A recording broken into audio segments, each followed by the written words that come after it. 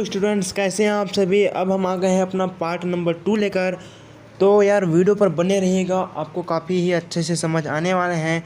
हम लोग यहाँ पर पढ़ेंगे जीवों के विकास में आवास और उसका प्रभाव। इसे इंग्लिश में बोलते हैं effect of habit on the evolutions of organism. ठीक है, चलो अब बढ़ते हैं आगे।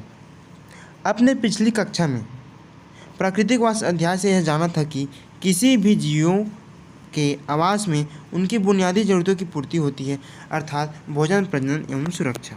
थोड़ा समझ लेते हैं।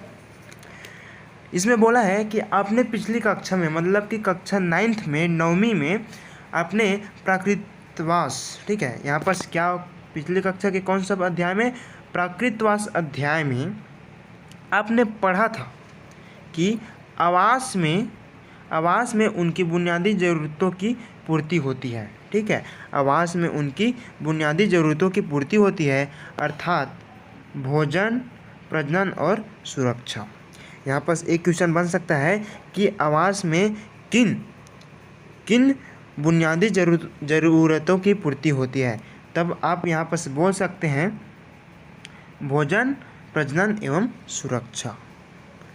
ठीक है, आवास में पर्याप्त संसाधन की उपस्थिति होने से उनकी संख्या में वृद्धि होती है। यहाँ पर बोला है आवास में पर्याप्त संसाधन। अब देखते हैं संसाधन होता क्या है, तो अब मैं आपको बता देता हूँ संसाधन होता क्या है। ठीक है, संसाधन हमारे चारों ओर नज़र आने वाले वस्तुओं जो हमारी आवश्यकताओं की पूर्ति करता है, उसे संसाधन कहते हैं। ठीक है, मतलब कि वे सभी वस्तुएं जो हमारी ज़रूरतों की पूर्ति करता है, आवश्यकताओं की पूर्ति करता है, उसी बोलते हैं क्या है, संसाधन। तो आवास में यहाँ पर बोला है आवास में पर्याप्त संसाधन की उपस्थिति होने से उनकी संख्या में वृद्धि होती है। स्वाभाविक सी बात है। हम आवास क्या है, जहाँ हम रहते हैं उसे आवास कहते हैं। ठीक है, जहाँ हम रहते हैं वहाँ यदि पर्याप्त संसाधन हो, ठीक है, हमारी बुनियादी ज़रूरतों की पूर्ति हो, तब वहाँ पर संख्या में क्या होगी, वृद्धि होगी। ठीक है, किनकी, जीवों की। हम यह भी देखते हैं कि कुछ प्रजातियों की संख्या बहुत बढ़ रही है तो कुछ की तेज़ी से घट रही है। आपने भी देखा होगा कि आपके आसपास कई ऐसे जीव हैं जो मतलब कि जिनकी संख्या में बहुत तेज़ी से कमी आ रही है। ठीक है, हमारे देश में बाघों की संख्या भी इतनी कम हो चुकी है कि बाघों की प्रजाति विलुप्त, यानी कि विलुप्त से तात्पर्य क्या है, यानी कि कम होना, नष्ट होना। ठीक है, अदृश्य, दिखाई न देना, विलुप्त होने के कगार पर है। ऐसे ही क्या क्या है,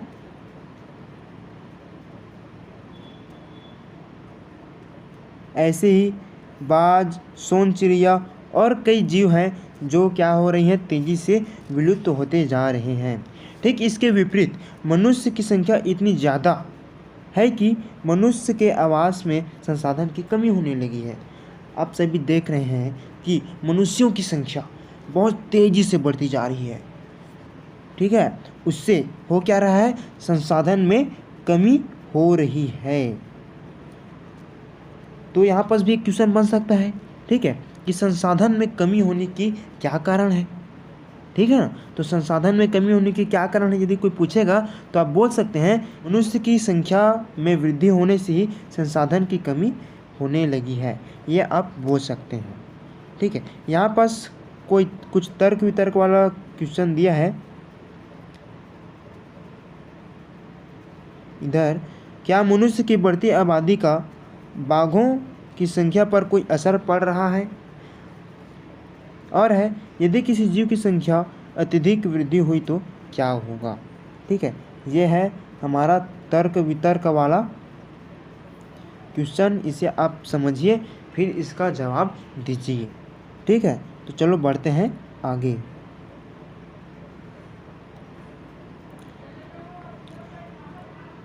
यहाँ देखो, यहाँ से इस प्रकार जीवों का आवास एवं संसाधन उनकी उत्पत्ति, विलुप्ति या बदलाव का एक कारण हो सकता है। क्या किसी प्रजाति के जीव की संख्या में वृद्धि जितनी तेजी से होती है उसके लिए खाद्य संसाधन जैविक और अजैविक दोनों घटक भी उतने ही तेजी से बढ़ते होंगे? यह जानने के लिए हम निम्न ग्राफ का उपयोग करेंगे। यह ग्राफ सन, यहाँ से देखो, यह ग्राफ सन 1780 के दशक में किए गए किसी प्रजाति के जीवों की संख्या में वृद्धि व उनके लिए खाद्य संसाधन की मात्रा का तुलनात्मक अध्ययन का परिमाण है। तो आइए हम इस ग्राफ को अच्छे से समझते हैं। देखो, अब इस ग्राफ में आप देख सकते हैं, यहाँ पर लिखा क्या है, खाद्य आपूर्ति है और यहाँ पास अनियंत्रित जनसंख्या वृद्धि है। ठीक है, तो रुको मैं आपको थोड़ा सा अच्छे से बता दूँ।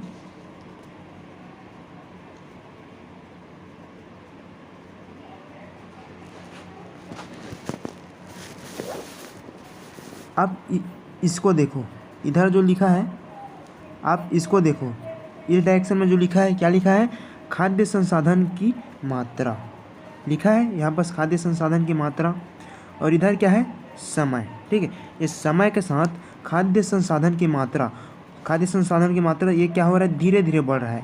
ये जो क्या है, धीरे धीरे बढ़ रहा है।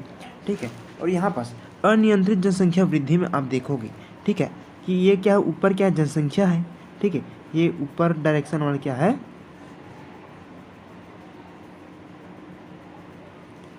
ये ऊपर डायरेक्शन वाला क्या है, जनसंख्या है, और ये क्या है, समय है। ठीक है, तो समय के साथ जनसंख्या देखो किस तरह से वृद्धि हो रही है। ठीक है, देखो जनसंख्या ये धीरे धीरे बढ़ते बढ़ते देखो अचानक से बहुत तेज़ी से बढ़ गया। ठीक है, जिस इसमें हमें इस जानकारी को बताया है कि देखो, इस ग्राफ में हमें ये समझना है कि किस प्रकार, देखो संसाधन जिस प्रकार से बढ़ रहा है, ठीक, संसाधन जो है जिस प्रकार से बढ़ रहा है उस प्रकार से ये जनसंख्या वृद्धि जो है, ठीक, जस्ट इसके अपोजिट है, उल्टा है। ठीक है, जो खाद्य संसाधन है वो धीरे धीरे बढ़ रही है। ठीक है, खाद्य संसाधन जो है वो क्या कर रहा है, धीरे धीरे बढ़ रहा है। ठीक है, और ये जो जनसंख्या है लोगों की, ठीक है, वो अचानक से तेज़ी से बढ़ रही है। ठीक है, तो चलो यहाँ पर नीचे कुछ दिया है क्वेश्चन, इसे हम देखते हैं। यहाँ पर दिया है, देखो ग्राफ द्वारा खाद्य आपूर्ति और जनसंख्या वृद्धि, ये क्या है, हमारा जो है ग्राफ पढ़े हैं वो है ये। ठीक है,